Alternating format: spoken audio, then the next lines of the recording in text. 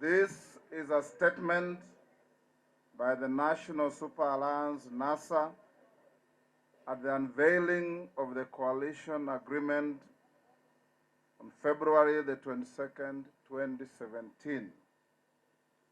Ladies and gentlemen, fellow Kenyans, on January 11th, 2017, we gathered at Bomas of Kenya and committed ourselves to uniting all progressive forces under one political movement, the National Super Alliance, NASA, to liberate our beloved nation from the misrule of Jubilee administration. 3 weeks ago, we established a national coordinating committee and tasked it to spearhead the process. Today, we have invited you here to witness the next milestone in this endeavor, namely the signing of our coalition agreement. Upon the signing of this agreement and its lodging with the Registrar of Political Parties today, the NASA coalition will be both a political and legal reality. The coalition agreement that we are signing today is first and foremost our agenda for the nation.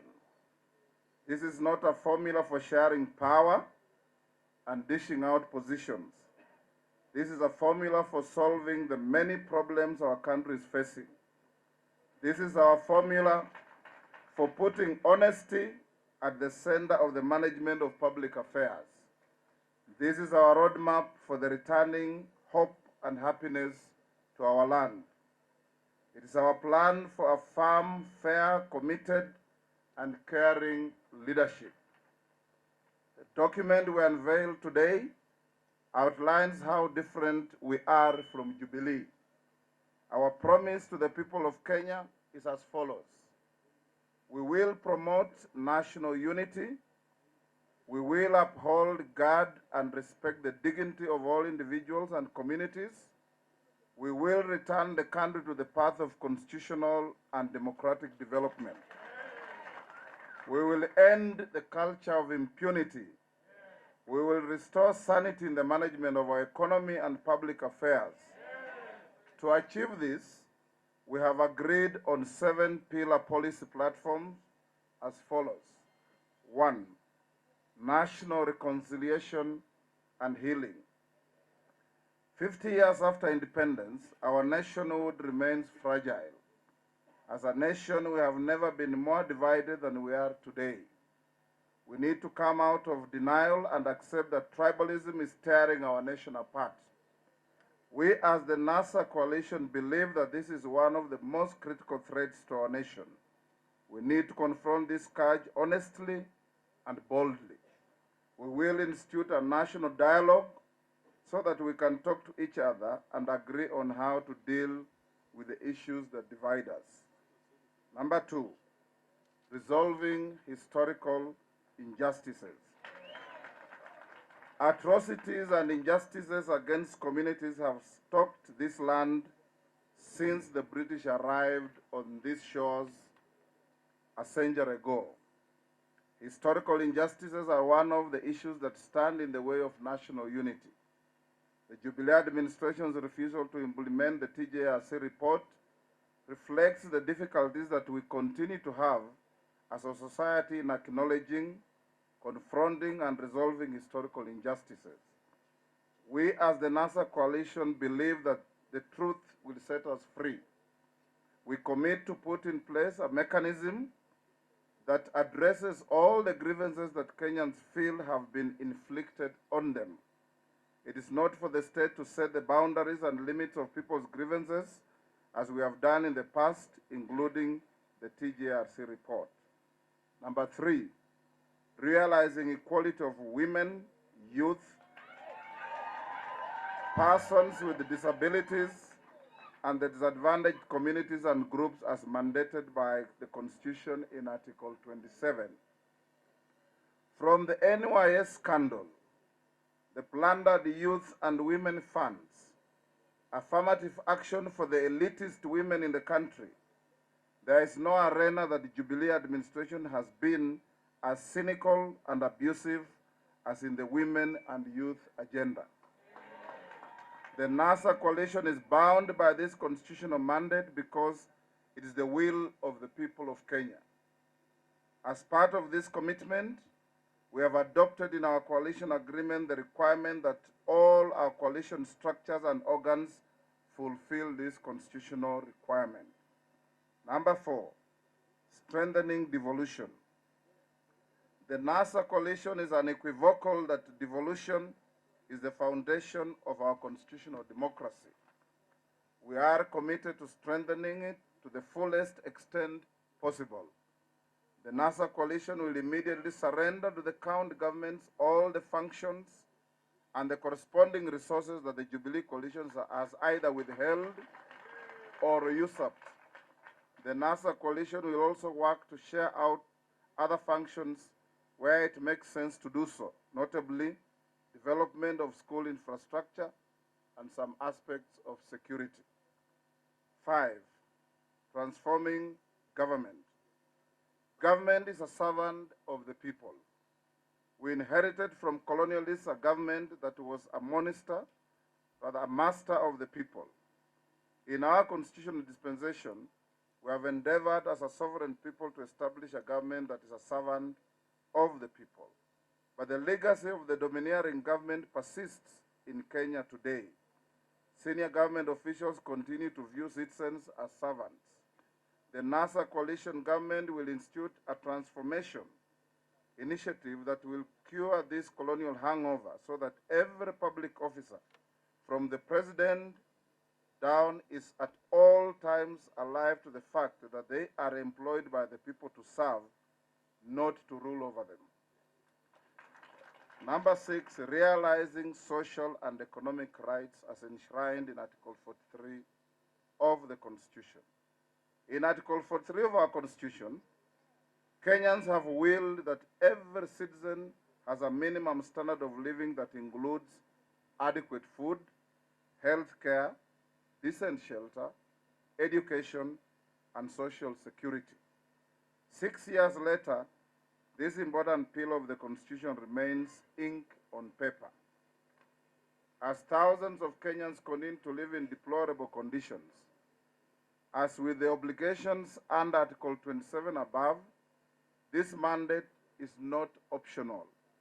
Realizing these rights is the foundation of the NASA coalition's economic and social policy platform. Number 7, eradicating poverty and unemployment. 50 years after our founding fathers committed to eradicating poverty, half of our people are still poor. The economy is unable to create opportunities for millions of our young people. In 4 short years, the Jubilee administration has succeeded in disconnecting the economy from the welfare of the people. We are told that the economy is growing spectacularly as life gets harder and worse. A record number of companies are issuing profit warnings and laying off our people from employment. The NASA coalition economic policies, programs, and projects will be guided by 2 objectives only: to put food on our people's tables and to create jobs and economic opportunities for our young people. Ladies and gentlemen, we now turn to the very critical aspect of this coalition agreement that speaks to a question that is on every Kenyan's mind: how we will deal with corruption. In this coalition agreement, we have committed ourselves to a code of conduct that sets the bar higher than has ever been set in this country. This code binds all of us and all the people who will be elected on the NASA platform and those appointed by the NASA government to the following: we shall not do business with the government either directly or indirectly. We shall not tolerate conflict of interest between public and private affairs. Every one of us will disclose their financial interests on appointment so that we ensure that there is no potential for personal benefit from the policy decisions that they make. We shall demand of our members and appointees to take moral and political responsibility for misconduct, failing which they shall stand dismissed. What we are saying here is that NASA government will have zero tolerance to corruption. No ifs, no buts. There will be no sacred cows in the NASA government. This code of conduct will become binding on us as soon as this coalition agreement comes into force. And each person with a position of responsibility in this coalition will sign a copy of it immediately. What does this mean? We are saying that you will never hear, munataka nifanye nini jameni, from the NASA coalition. The NASA coalition president will never say that corruption begins with you. The NASA president will never get away with passing the buck to the EACC or the judiciary. Our goal is to attack the culture of corruption. This is our pledge to ourselves and to the people of Kenya. We are telling the world that Kenya is turning a new leaf, that investors can come here without fear of being obstructed to extract bribes, and our development partners can trust that assistance they provide will be in safe hands with our people and our government. Last but not least, the coalition agreement is not simply a political vehicle or ambas, to quote Senator Kiraitu. We are not ambas which the politicians will disembark on as we assume office. Kenyans can bear as witness that we have kept the Code Coalition in good working order, holding the Jubilee administration's feet to the fire relentlessly and incessantly.